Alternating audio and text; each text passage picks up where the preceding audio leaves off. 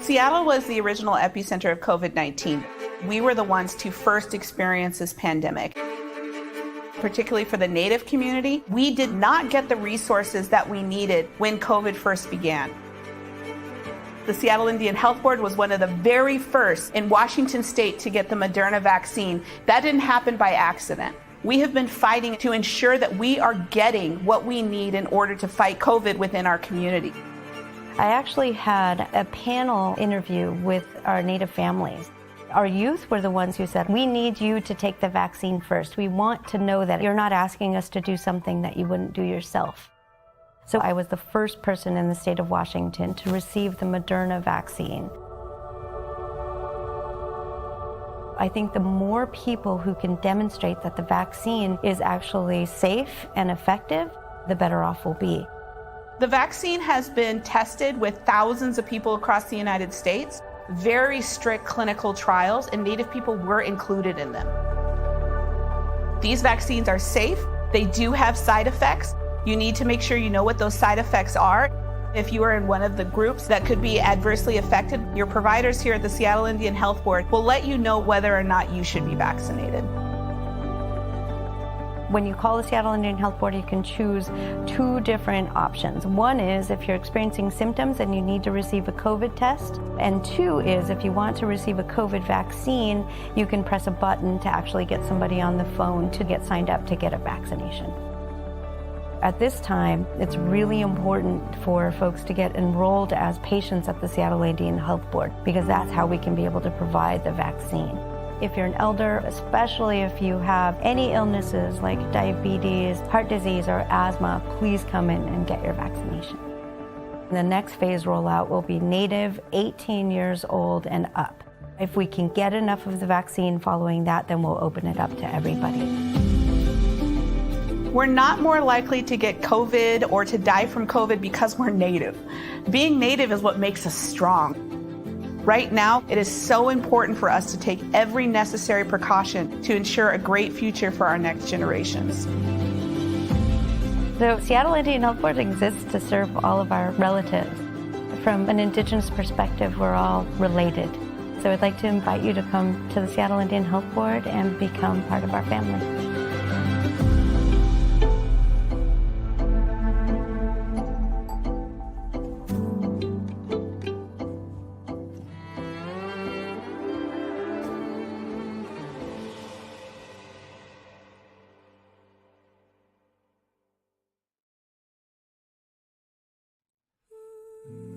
My husband and I moved here 36 years ago. And we got married in April 35 years ago. And we went back to his home in Idaho. And my sister kept calling me. Some lady keeps calling you from the health board. Some lady keeps calling you from the health board. She wants you to come in and talk to her. I said, I'm on my honeymoon. I can't come there. She called 3 more times before I came in. I came in and I started work the following Monday. So I've been here at the health board for 35 years come next month. It's been home ever since. There are so many plans for the health board. I'm looking forward to the housing that we're going to build, the treatment center that they're planning on doing, expanding clinics. It's all just exciting to me because I've worked at our Thunderbird Treatment Center and it was so sad to see that go away.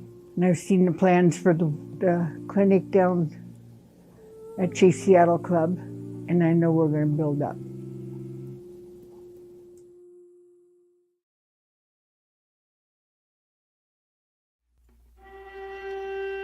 Seattle Indian Health Board rose from the social justice movements of the late 1960s and early 70s. It was started by a group of these dedicated, passionate volunteers. We did not have computers then, and you could count the number of doctors on one hand. The work that Seattle Indian Health Board was doing was just awe-inspiring. Clinics throughout the country have benefited from the work that's being done here. It was a time of assimilation. The Relocation Act really encouraged Native people to move out of reservations and into urban areas. They gave everybody a one-way bus ticket and said, if you want better access to economic opportunities, you want to become a doctor or a lawyer, we will give you a one-way bus ticket from your reservation into 12 relocation sites. When Native people arrived, they were not met with those promises. A lot of Natives in Seattle were finding that the jobs that were promised weren't here. Education wasn't a possibility for a lot of people. The benefits we were promised as American Indian Alaska Native people were being limited by the federal government to only tribal lands. We lost a lot. Access to our land, we lost a lot of our relatives.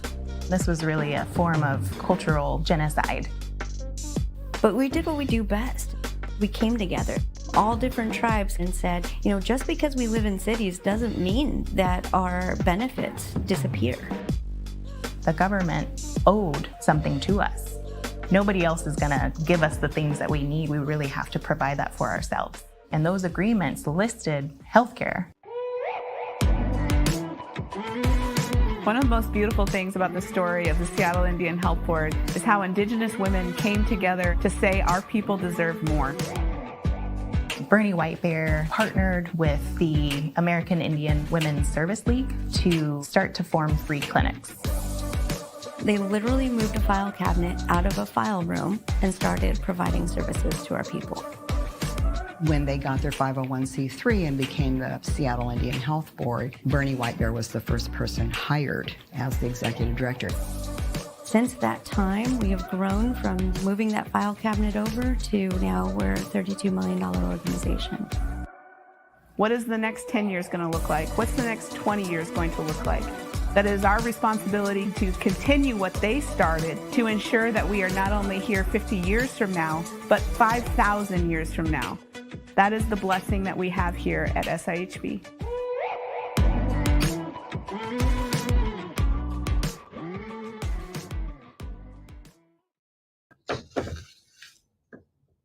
Welcome, everybody, to the final day of our honoring of the Adeline Garcia Community Service Awards. So welcome. I'm in my office here on the lands of the Coast Salish people in Seattle, Washington. I'm Abigail Echohawk, the Executive Vice President of the Seattle Indian Health Board, an incredible community organization, a federally qualified health center, an Indian health service provider serving American Indians and Alaska Natives here in the Puget Sound region of Seattle, Washington.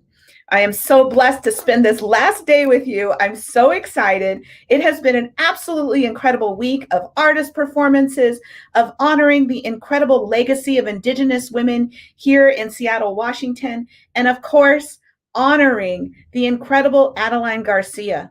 And so these awards were named after Adeline Garcia, one of those founding women who helped ensure that the Seattle Indian Health Board existed. But not only that, Adeline ensured that hundreds of Native people were able to get funds to go to college. She worked to ensure that her children were able to succeed here in this incredible community. She worked to ensure that the Seattle public school systems were a safe place for our urban Indian youth. We follow in the footsteps of our ancestors. It is one of our cultural teachings. And in honoring the memory of Adeline Garcia, we offer these awards, and in our 50th anniversary as an organization, we thought there is no better way to do that than honor the legacy of Indigenous women's leadership here in Seattle and at the Seattle Indian Health Board. So we are proud to continue to honor her legacy, her commitment to Native people, and the reflections of that on the women that we honored during this week. So it's been an exciting week. There's been a lot of fun here. We've had some incredible performances. You get to hear a little bit about our services through these cool videos that were created for us. And we couldn't have done this without the incredible support of our sponsors. So I want to acknowledge the Community Health Plan of Washington, Pyramid Communications, Acora Foundation, One Digital Health Benefits, See Alaska, Amerigroup, the Chief Seattle Club, Salah Credit Union, Molina Healthcare of Washington, Decision Point Planners, Spectrum Pension Consultants, Cambia Grove, Building Changes, and Agatha Consulting. So really long list. I didn't read them perfectly well. And you know what? I would love for that to be a longer list. So if you work for an organization or you want to donate to us as an individual, know that all of your donations go to the culturally attuned services that we have, ranging from primary healthcare services to advocating for policy and legislation that benefits Native people, to supporting the next generations of physicians through our residence program. And so while I read a long list of sponsors, I would love to see that list be longer through your individual contributions and also through your organization's contributions. So please consider making a donation to the Seattle Indian Health Board as we look towards not only for the next 50 years, but we are looking to the next 500 years for the Seattle Indian Health Board and the future of our community. 500 years ago, we were once the healthiest people on this land. And we know we will again be the healthiest people on this land, the land of the Coast Salish people, the land of the urban Indian community here in Seattle, Washington, and where one, we will not only survive, but we will thrive together as an intertribal community. In honoring of our 50 years, we're going to play the next video we have coming up is an incredible spoken word poetry piece written by my sibling, Dekatsu Echohawk, and read by our dear friend, Delia Gomez, where we honor the 50 years of the Seattle Indian Health Board and the incredible services. And I want to end that with a short story. I came here to Seattle as an 18-year-old person coming from Alaska. I quickly became pregnant while here and experienced healthcare discrimination in a large hospital system here in Seattle. And I didn't get prenatal care again until I was in my second trimester. And that's because somebody told me about the Seattle Indian Health Board. I walked in our doors and I felt at home. I felt loved, and I knew I was accepted as a Native woman. And now I had the opportunity to come back here 5 years ago to serve my community in the same way that they served me. And we have employees exactly like myself who have not only accessed the services, but have come back to help build this into the home for the next generations. And I know my children's children's children will also receive services here at the Seattle Indian Health Board. So enjoy this next video and know that through your contributions, you can contribute to that kind of legacy, that kind of support, that kind of love that is always for the love of Native people.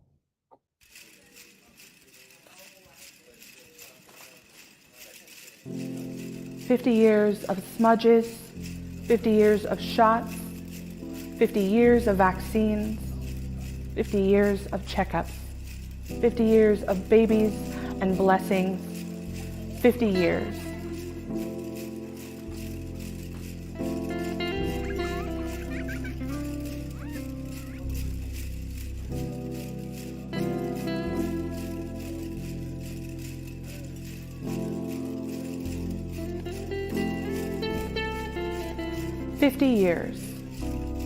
"50 years of smiles and smudges, 50 years of sweetgrass and sage, 50 years of paintings and jewelry, 50 years of community."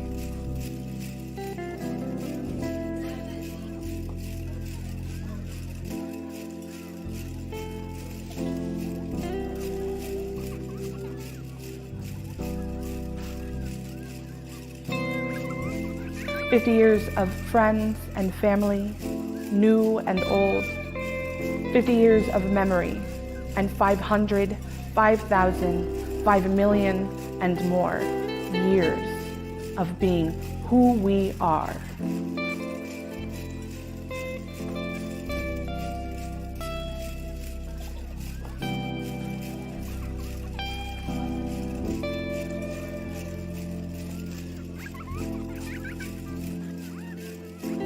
For 50 years, it has been our honor to serve you, our community. Each of you holds this and more. 50 years.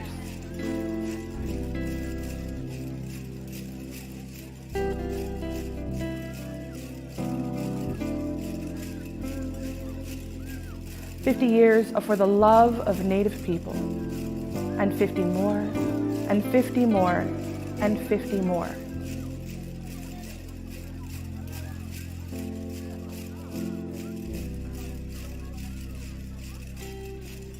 For the love of Native people, for the love of who we are. 50 years.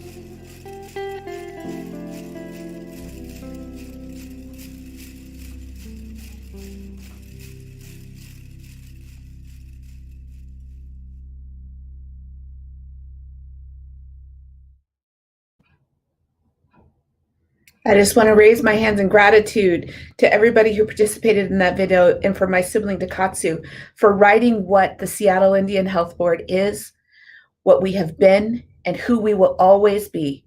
And that is dedicated to the love of Native people. Next up, we have an opportunity to spend time with the daughters of Adeline Garcia.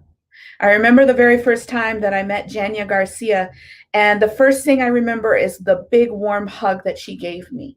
The support that then followed as both an individual, as a Native mom, that support that followed as then somebody who sits on our board and working with us.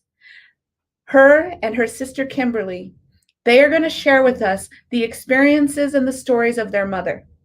And the reason we wanted to honor the incredible women who received our Adeline Garcia Award was again in honor of Adeline and recognizing that it is Indigenous women's leadership that has really sustained and continues to sustain Indian country. And that is one of the shifts that we are bringing out, is recognizing our matriarchs, the matrilineal way in which we share and hold on to culture, and the strength that Indigenous women bring to our communities. So this week we have honored Dr. Terry Maresca, one of the very first physicians here at the Seattle Indian Health Board, and an incredible physician who continues to train those next generations through our residency program.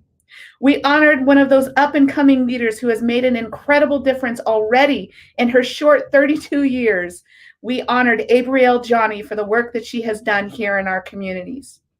And last but certainly not least is one of my mentors, my dear friends, somebody who has stepped up not only for me, but for thousands of Native women, not only in Washington, but across the country, and that is Julie Johnson. Auntie Julie Johnson wrote the very first grant that brought funds to the Seattle Indian Health Board to begin to have our services as an independent 501c3. Auntie Julie Johnson, along with Abigail Jania and Dr. Terry Maresca, they are both the past, the present, and the future of Indigenous leadership here in Washington. And they follow in the footsteps of the incredible Adeline Garcia. And so next we get to spend time with Adeline's daughters, along with our CEO, Esther Lucero, as we learn about their mother, the impact of her words and her legacy, and where we get to follow as a community and continuing to honor Adeline and Indigenous leadership within our community. So please enjoy this interview with Adeline's beautiful, brilliant, and incredible daughters. Greetings, SHB relatives and community.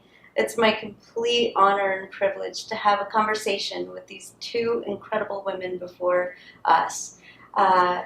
As you know, the Adeline Garcia event is named after a matriarch in our community who really helped establish all of the organizations that exist here in the Seattle Indian Health Board today. Many of us are just trying to keep up with her legacy. So I'd like to introduce you to Jania and Kim. Hello, I'm Jania Garcia. My name is Takana. I am from the Raven side, the Yaqui clan, same as my mother. And this is my sister Gatang, and we call her Gusumhani, talks with her face. Set me off. Anything you want to add to them? That's good. And she is my doom. She is my younger same-sex sibling. So I call her Doom, and I'm 9 years older than her.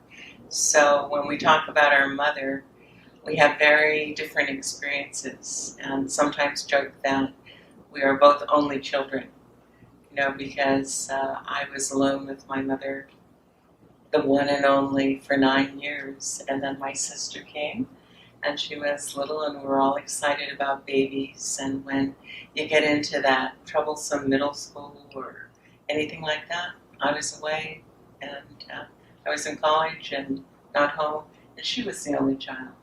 And I might say the wilder, and got away with everything child. That's wonderful. I think what I'm really hoping to gain from this interview today is I really want our community to understand who your mom was, and how you two carry her legacy forward. And so, how did she arrive here in Seattle? Well, our family, my mother was raised on Prince of Wales Island in southeast Alaska in Craig. Her father was from the Haida village of Haukan, and her mother from the Haida village of Kasan. Her parents had an arranged marriage. She and her family lived in Heidelberg, then moved to Craig, where they were raised. And she went to school at Sheldon Jackson College in Sitka, which was the local Presbyterian boarding school. She graduated from Ketchikan High School.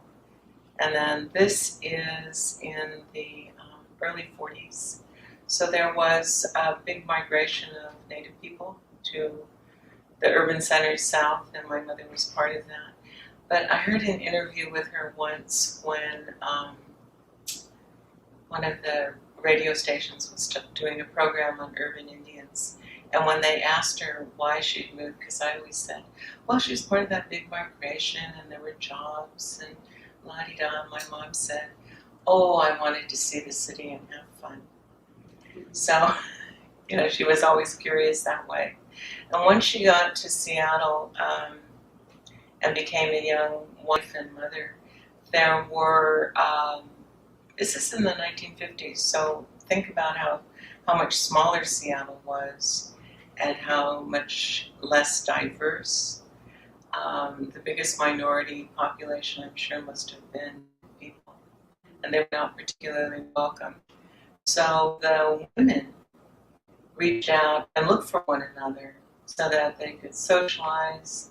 I mean, Pearl Warren was the key instigator, and she did it for love of Native people because she missed seeing Native people and having them in her life in the city. So there was a lot of outreach and looking for other Native women and coming together first to socialize. And then that became, in reaching out and finding out what the needs were, they started collecting food, having food for families that were struggling. So it was an informal network of women providing services to the community that became official. They incorporated and expanded from there. But at the core, it was always volunteer women wanting to see other women, wanting to support families. That made it happen. And Esther, we were talking earlier, and I was telling you that not being part of an urban Native community, I don't know what that's like. I grew up in that community, and so did my sister, in very different parts of it. In mine, I was younger during the beginning of the American Indian Women's Service League, which is the organization those women formed. And my sister actually had an Indian center her whole life to go to and spend time in. So I'd like to say one thing. Our mom was a little older than some of her cousins and some of the other folks who just graduated from high school because our mom had also been to Three Hills, Alberta to go to boarding school. And her education took her a little longer because she always had bad health. She always had respiratory problems. So she had TB, they said, so she lived a year with her grandparents. So Mom was 20 when she graduated from high school, and that was only because the teachers in the village would help her during the summer and stuff because she was always battling poor health. So she had been to 2 different boarding schools, was a little bit older than when she came down here. And I think that contributed a lot to understanding health needs and that you make allowances for people because of these things. I think that was real important. The other thing is, along with these people that came, she herself always felt like she had family. So like when she came down, there was her sister and people that grew up, our Uncle Martin Alexander, who had gone to boarding school. So they had been together their whole time, growing up, going to school, coming to Seattle. So even though they came into a big city and stuff, they had this little core group they knew that they could depend on. So as they began to work and do different things, like my mom was very good at math and very meticulous, so she would do Uncle Martin and all the different ones. She would do their income taxes for them for like $3, you know. So she did for herself personally as a family, have a family here, you know, a closeness. And I think that's part of what expanded out, is looking at other people coming to the city who didn't have that, who had absolutely no one. And that was not her experience. So. It sounds like she not only had a lot of passion for community and cared about people a lot, but also was incredibly business savvy. Yeah, I think unlike a lot of the women who came with their families to the city, she always worked outside the home, and that was unusual. And because of her health, her father always told her, you will need to educate yourself because you're going to need to use your mind because you will never be able to physically do work like other people do. And she never really could. And so the fact that our mother lived to be 81 years old is a miracle right there, because there were many episodes where she would really go down with her health, and all respiratory related, and but she never let it stop her, you know. And as far as education, when my mother and father, when they were first married, as you know, young newlyweds in the big city, part of their evenings they took secretarial classes, typing and shorthand at what was Thomas Edison Technical, which is Seattle Community College now. So they were always both learning and pushing these kinds of things for themselves. How did her role evolve in community? Well, in addition to that socializing and reaching out and, with other Native women, finding other Native women and working with them, she was always involved in her tribal politics from early days. So Quileute and Haida, the local chapter, she was always involved in that, always involved with the women and that Native community. And I think how it evolved for her was, like Kim was saying, she did income taxes for different people. When it came time for me to go to high school, and my parents always said to me, "You're going to college. Your dad and I," she's my mother talking, "your dad and I are saving money so you can go to college." I didn't know what college was. What's college? But I was going. And she was on it because growing up as a person of color in Seattle, it wasn't assumed that I was going to college. I was on a completely different track. And so it was my mother advocating for me, saying, no, she's going to college, she needs to be taking these classes. And sharing that information with the other mothers, know if they're going to college, make sure they're taking these classes. That made a real difference. And when it came to applying for financial aid and all of those things, you've done it, I've done it, Kim's done it, many of us have done it for ourselves or other people. It's a jungle. But my mother navigated through it and shared that knowledge with her friends as well, and helped their kids navigate through it. And all of those things starting just personally and formally, one person helping another, evolved into actually doing that as part of the Seattle Indian Center, doing that kind of counseling and moving into advocacy for Native people, making sure they were seen. Yeah. So I would say it's kind of organic. It comes from what you do in your own home for your immediate family, and then you share it with community, and then the community shares it with an even larger community. That comes back to how they were raised. Our grandparents were Christians. They were non-drinkers. So they took in kids, helped kids along the way, but my mother always said that she could remember growing up, they would always leave about an hour and a half early before church. And my grandfather would always take one of the kids with them, and they would go, and he would go to start the wood fire and put out the hymnals and things, and then when church was done, collect them and make sure the fire was put out properly and the church was swept.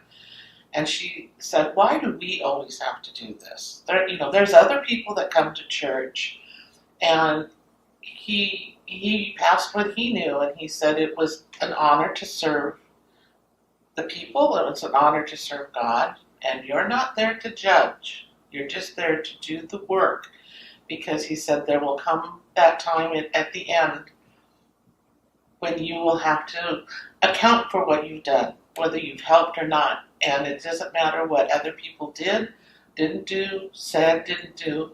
How will you answer when God says to you, but Adeline, what did you do? And that's what she passed to us. Like, doesn't matter what other people are doing. This is what you do so that your answer will be good for you. So it was just the way she was raised also. And taking care of my grandfather had half siblings after. And so he was always taking care of family and then always taking care of those in need.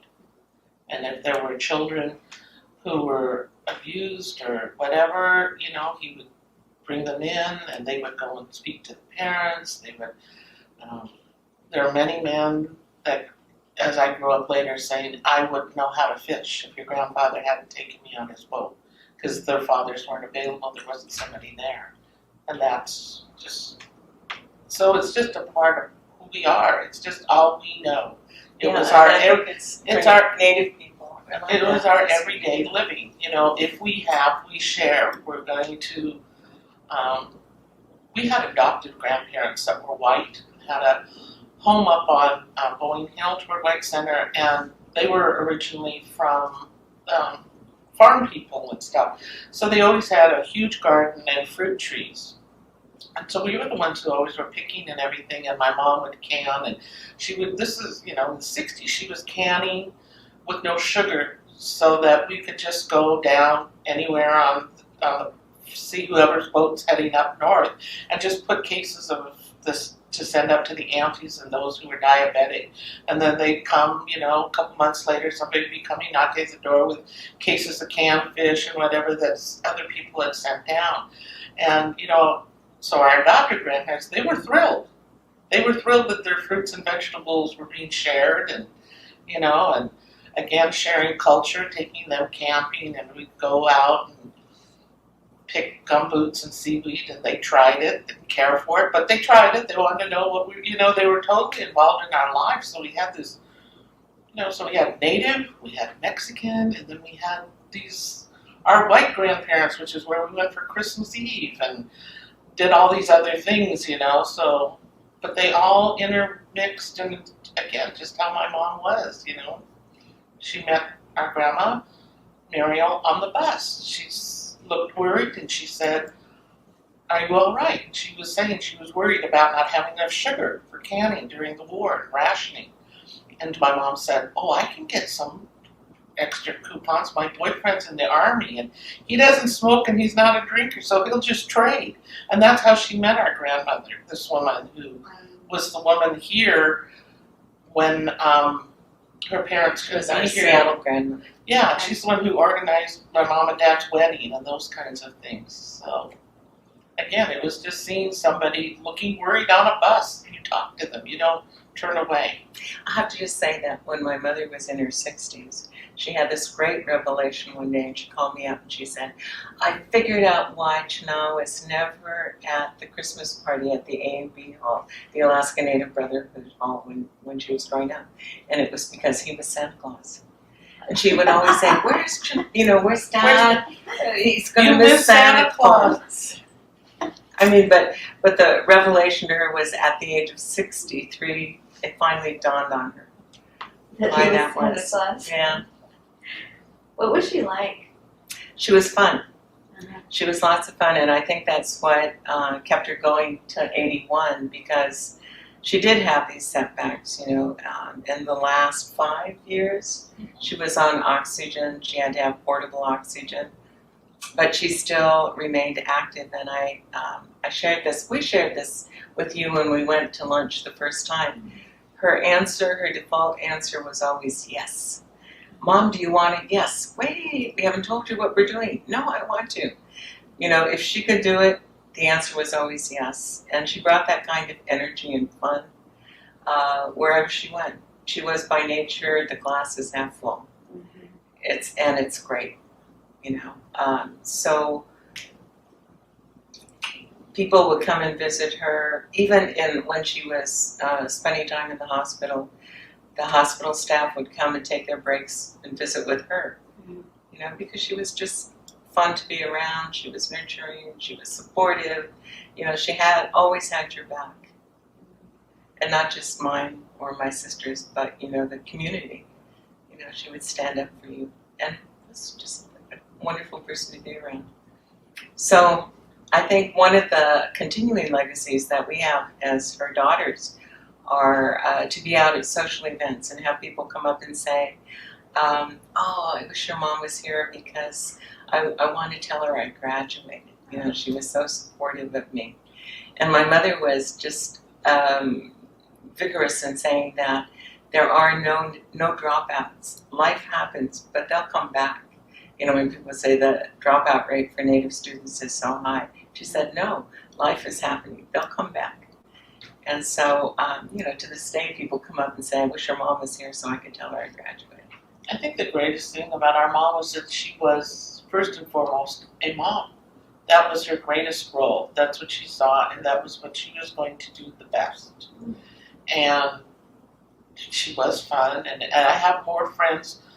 I have a lot of friends that I've known my entire life, and they still say, you know, they have memories of our mom when we were kids, and yet I think of their moms as, yeah, they're really nice and stuff, and they were there, but as far as like getting in and doing, because our mom did everything. She was involved in Girl Scouts, and I belonged to Job's Daughters, so she did Mother's Club, and I was in the marching band, so, you know, she was in there for spaghetti dinners and all of that, rummage sales, whatever it was, somehow in her schedule, she always made time. She was always there. I mean, I always say my parents went to more high school dances than I did because they were the chaperones, and sometimes they'd be like, are you going to the dance? And I was like, I don't like the band. And they're like, why are we going?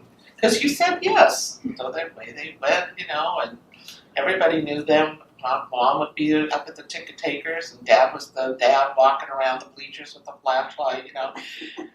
And they always remember them. Like, they never got mad at us, you know, if they caught anybody drinking or something, they would just, you know, give them that look, and that was it. You know, they never ratted anybody out or anything, you know, they were parents, and Mom's job was to be the best mom she could, and being a dad was not instinctive to our dad in those kinds of ways, but she drug him along, and he was going to be there, and he was going to participate, and he was going to see.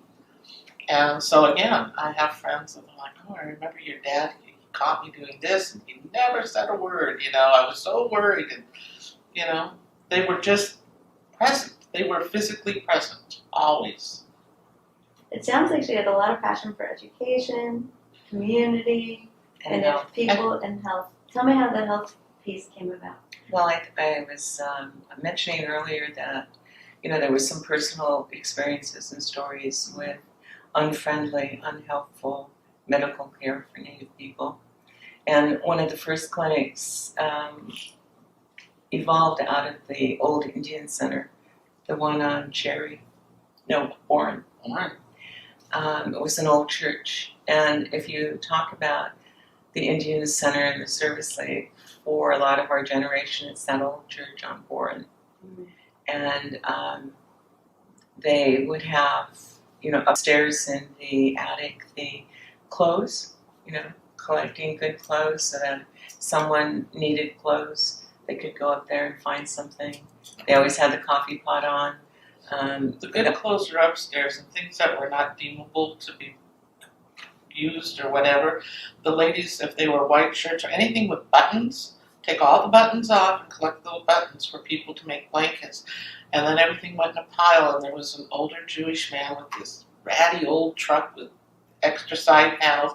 He was the rag man. I don't remember I don't know if anybody knew his name, but he would come every so often and weigh everything, and he'd take all of that for rags and then pay the ladies. Mm-hmm. So everything was used. Everything was used. And if suits came in, or really nice clothes, those were set aside for burial when people, because at the time you could just bury a person in a sheet, and for a long time there was the head funeral director up at Queen Anne. He couldn't do that.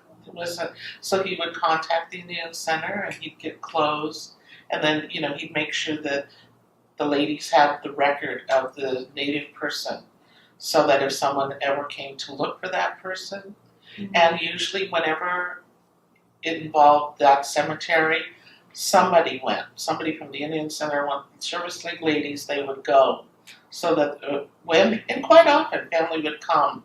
They say so and so came 4 years ago, and they could tell them, unfortunately, that person had passed, but they would be able to say, but he wasn't alone when he was buried, and this is where he is. And those are the kind of one-on-one community ties with business that the ladies developed. As the ladies began to do salmon bakes at Alki, they became good friends with Bill Hewitt and Ivor Hagelin himself, who learned things from the ladies. So back then, there were no places that you could, if you were not a restaurant, could buy things. So they would donate all of the paper products and the little salt and pepper packets, all of those things for the ladies, so that these fundraisers could really be successful. So they learned how to contact people, and they learned how to be political. I was just going to say that one of the needs that happened was for just simple clinic kind of services. And so they had an informal walk-in clinic at the old Indian Center, and that eventually evolved into Kanachitopi and then the Seattle Indian Health Board. But the women were also smart, because once they became an official chartered organization and could receive funds, they always wanted, as part of their goal, to make the Native community visible, because it was an invisible community. So to show that there is a Native presence in the city, and to sponsor events like Salmon Bake that drew people and drew publicity. And they also learned, I was reading something from advice that they received from one of the mayors, Wes Ullman, who told them that they needed to be more successful in getting funds. They had to get their information out, present their indigenous data, because most of it was informal. I know these people, but to be more formal about that, to make it, put it in a format that is more acceptable to, or more familiar with grant funding organizations. So I think one of the things that's really remarkable that my mom and those ladies did to grow in Seattle is they learned, quote unquote, how to play the game. Yep. But they never lost who they were. Yep. So I remember my mom coming home one time and she was just tired. Well, that was back when it was United Way, and it was just the very beginning. And so they were meeting, and so they did it the way they would normally do it. They fed them. And then everybody in a big circle, and they'd been playing a game, getting to, snatching presents. And Mom said that all these men and representatives from Boeing and all the different started off in suits, and pretty soon the jackets were off, and pretty soon the ties were off, and they were running and grabbing, and they brought them into how they would bring people into their home.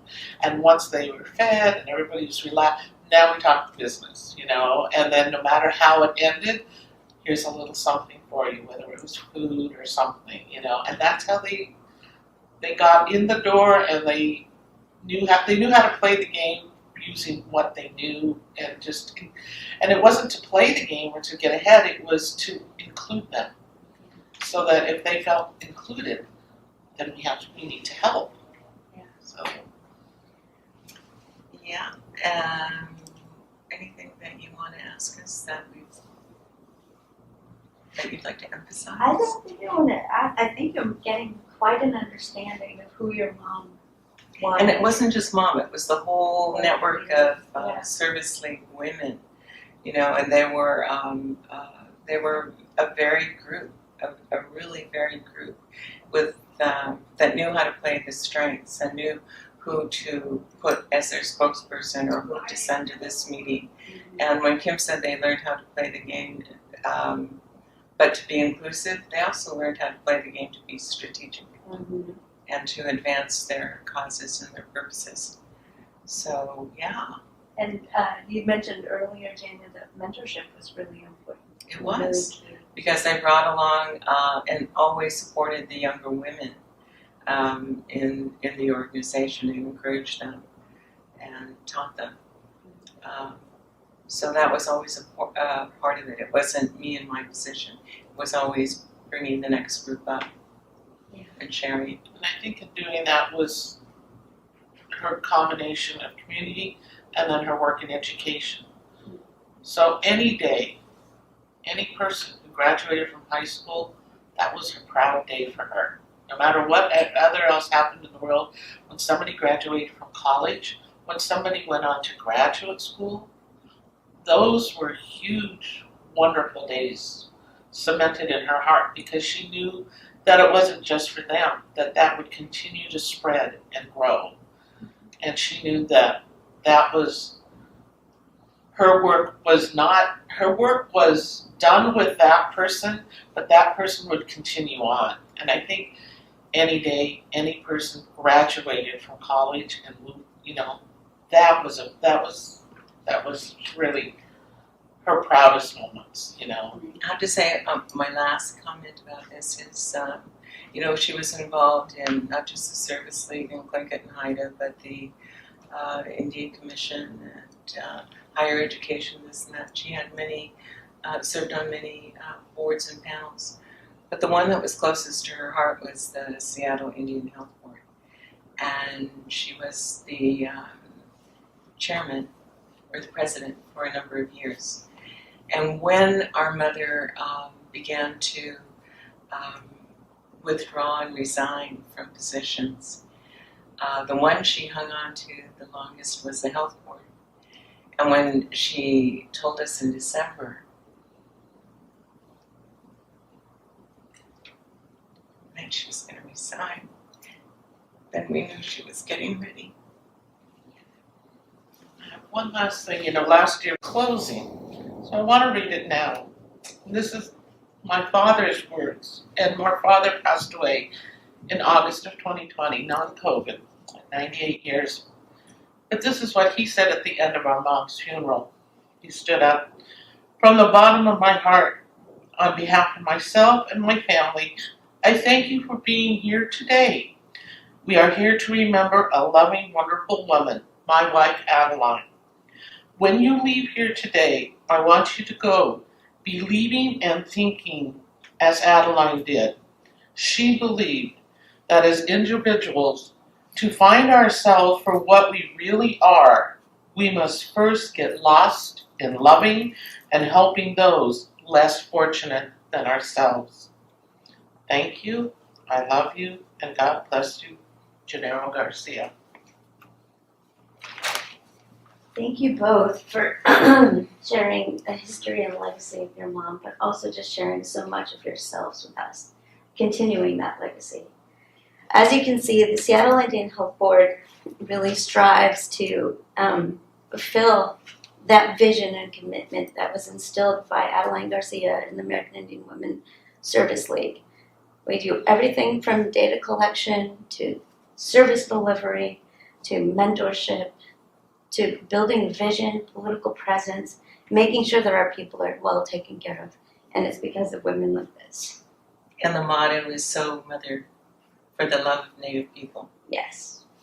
And we have something for you. So Kim and I put this aside. We said this one is for Esther. And you know, our mom received a lot of gifts over the years, and we want you to have that one. Because we know it speaks to your part of the world. So, this is beautiful. Thank you. thank you. Thank you. For all your good work. Just trying to make your mom proud.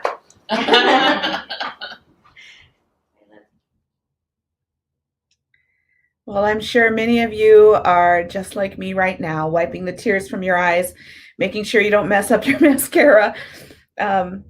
What a beautiful interview and an experience of a lifetime to be able to hear the stories of Adeline Garcia from her daughters. So I'd like to welcome our CEO, the Oprah to my Gail, Esther Lucero, for us to have a little conversation to close the week where we honor those incredible people within our organization. So welcome, Oprah. I think that's hilarious. I think you're doing that because you're trying to distract from the fact that here I am still crying over that. So I just want to say it's been an incredible honor to share this week with all of you. And I think that what Madam Vice President and I are trying to do here is really embody that commitment to women's leadership, to camaraderie, to family, in the same way that Adeline did and the American Indian Women's Service League did. And just really kind of do what they did best, which is understand, this environment, but never forget our cultural center. And so Abigail and I are just trying to walk in those massive footsteps and just lead in a really good way. And so we couldn't do that if you as a community hadn't selected us to be in these roles. And so Oprah, Gail, Sunny and Cher, one of us is Sunny in this scenario. I get to be Cher. Please let me be Cher. Yeah, I was making a short joke at my own expense. Halloween costumes next year. Don't worry, all of SIHB. This will come next year, October. This is true. But I think about some other really tremendous leaders within this community that we couldn't do work without, thinking about folks like Colleen Echohawk and Mike Tooley over United Indians. I mean, these are all the organizations that kind of evolved from this time period, and we couldn't do it without them. And think about other folks. Yeah, go ahead, Abigail. I was going to say, it's all about, one of the things in listening to that video was how they talked about relationship, mentorships, and gifts from one to the other in such a beautiful way that often when we talk about mentorship and relationships, we use those Western words. But when in actuality, it's just who we were. That's who we were. We always had a responsibility to each other. And I think back on my own journey on how I'm sitting here in the Seattle Indian Health Board today. It's because of the relationship I felt when I birthed a healthy, beautiful child with our residents. We had a resident who delivered my baby. And we have been building those kinds of relationships with each other despite all of the things that have happened to our people. We've held on to those cultural values, and it's what we strive to live up to, the example of Adeline and all the incredible people within our communities and all of the services that we provide. Absolutely. And I think about, there's a lot of work that went into it, but what we learned from Kim and Jania is there was always presence, right? I think about what Dr. Maresca said. She said, sometimes you just have to show up. Or I think about, Abigail just saying, gosh, you have to find your voice, right? And thanking all of the folks who came before her to find her voice. And then I just think about, Auntie Julie Johnson. And I mean, she's just really unapologetic. When she asks you to do something, you just show up and do it. And I think perhaps the part that we didn't fully capture is that a lot of this hard work comes with incredible laughter. And I think about what it's like to be at the health board today, and you hear this, incredible laughter in the halls. I always feel like that's how I know. I judge my staff's day based on how many times I hear laughter, because it's such an important part of who we are. And also just the ability to be an Indigenous person. I actually saw Jania right before you guys did the filming. I went into your office and she was in there. And I happened to come in almost fully dressed in regalia in honor of a relative of mine who passed on. And I wasn't able to attend the funeral, and it was difficult. But I could come here dressed in full regalia, and people didn't do anything other than say, hello, oh, you look beautiful today. It wasn't weird. It wasn't strange. It's just who I am. And I've never been able to do that in another organization where I could just be unapologetically an Indigenous Pawnee woman. And I feel that that is what our relatives who walk in our doors every single day, they just get to be them.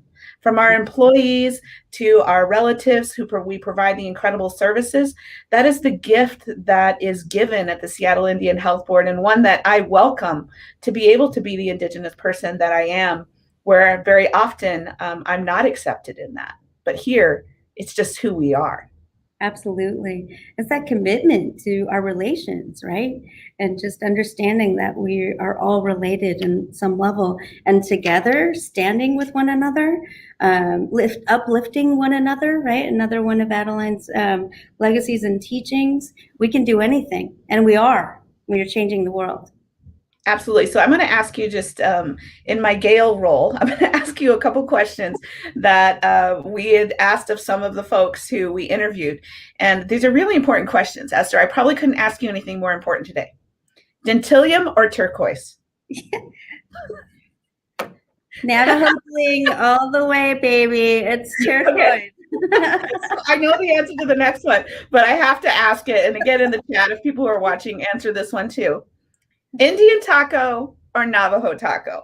There's only one answer to that. One answer. You know, can I tell you that my mom actually got into a fight with an Apache guy on the plane once over this exact question? It's only Navajo taco. Let's be clear.